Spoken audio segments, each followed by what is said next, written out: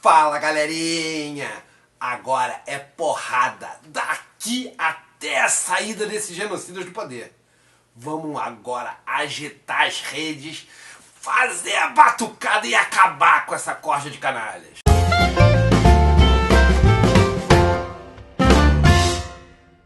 Fala, camaradada! Pessoal, a galera pediu para eu ser mais rápido nessa introdução, então vamos ver se eu consigo fazer uma pantomima e resolver esse problema daqui rapidinho. Dá aquela curtida aí, vambora. O pessoal andou muito intrigado com uma coisa estranha que anda acontecendo. Parte do capital está defendendo tanto a parada de produção de mais-valia, como também, claro, de circulação de mercadoria. Tem gente até achando que o capital ficou mais humano, que como está encarando um grande genocídio, ele resolveu, digamos assim, se solidarizar com a classe trabalhadora. Capital mais humano e solidário à classe trabalhadora? Em todos estes anos nessa indústria vital, esta é a primeira vez que isso me acontece. Gente, arrisco dizer que isso é impossível de acontecer. Mas então, por que parte do capital está defendendo a parada de produção e acumulação de mais-valia? Para responder isso, a partir da minha teoria, eu vou primeiro pedir que vocês deem uma olhada no episódio 5, aquele que eu falo do exército de mão de obra reserva. Ali tem a chave para a gente entender por que o capital no Brasil tem uma forma de atuar diferente da que ele está querendo fazer no resto do mundo. Que um grande exército, que nós chamamos de mão de obra reserva, vivencia no capital.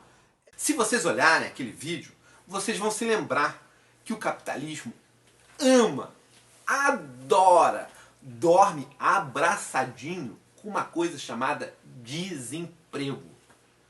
Sim, para o capital manter os salários achatados e conseguir extorquir a mais-valia do trabalhador, é fundamental que exista um exército de mão de obra reserva. Uma grande quantidade de pessoas sem emprego, para que essas pessoas pressionem aquelas que estão empregadas a cederem 10 ou 11 horas de mais-valia para o capital. Diferente dos Estados Unidos, da China, do Japão, dos países europeus, como a Alemanha, o Brasil tem uma taxa de desemprego superior a 11%. Em fevereiro, antes de começar a quarentena por causa dessa pandemia, nós tínhamos 11,9 milhões de desempregados. Se o capital não tomar a posição de isolamento social, se o capital deixar a pandemia matar vários e vários, no máximo do máximo, nós vamos perder algo em torno de 1,2 até 6 milhões de pessoas. Na conta do ministro Paulo Guedes, ainda que todas as pessoas que viessem a óbito fossem da população ativa, o que não é verdade, mas ainda que fossem, essas mortes não iriam impactar a taxa de desemprego brasileira a ponto de colocar em xeque a acumulação de mais-valia. Já na China, Estados Unidos, Hong Kong, Tailândia, esses países que se aproximam das características do primeiro mundo, e alguns até fazem parte do primeiro mundo, a taxa de desemprego é muito baixa, está abaixo dos 4%. E uma pandemia desse patamar coloca em risco o exército de mão de obra reserva, a taxa de desemprego. E se isso acontece, a classe trabalhadora desses países corre o risco de se unir e não aceitar mais ser explorada pela mais-valia, pelo menos não nas condições que está sendo explorada hoje.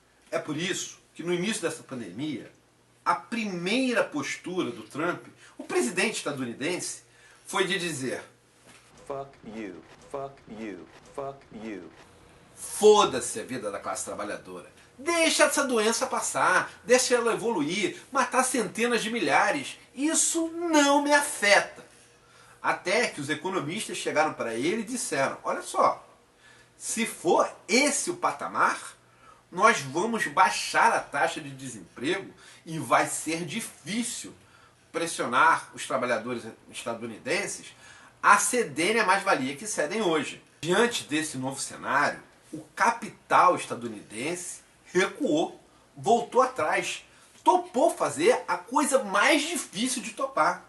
A gente aceita parar de receber mais-valia por um tempo, aceita parar de acumular mais-valia, contanto que a classe trabalhadora continue na pressão de desemprego. Se nós estivermos certos nessa avaliação, significa dizer que conforme essa crise aumenta as taxas de desemprego no primeiro mundo, é possível que dentro de alguns meses, ainda que haja pandemia, decida-se abrir as fronteiras, porque aí já será possível no país de primeiro mundo deixar a classe trabalhadora morrer em larga escala. Retomando então o vídeo de hoje. O capitalismo, o capital, precisa, para pressionar os salários a ficarem baixos e assim ter uma alta acumulação de mais-valia, ter um grande número de exército de mão de obra reserva. Uma taxa de desemprego que seja na ordem de milhões. A nova pandemia mundial coloca em risco essa taxa de desemprego. Mas o Brasil é exceção, porque a taxa de desemprego no Brasil é tão alta, mas tão alta, que ele tem exército de mão de obra reserva da reserva. Mesmo que ele perca 1.200.000 pessoas da população ativa, ainda assim a taxa de desemprego nele vai ser alta o suficiente para pressionar a acumulação de mais-valia e não deixar que a classe trabalhadora se una. Camaradada, agora não dá para ter dúvida. Greve geral já.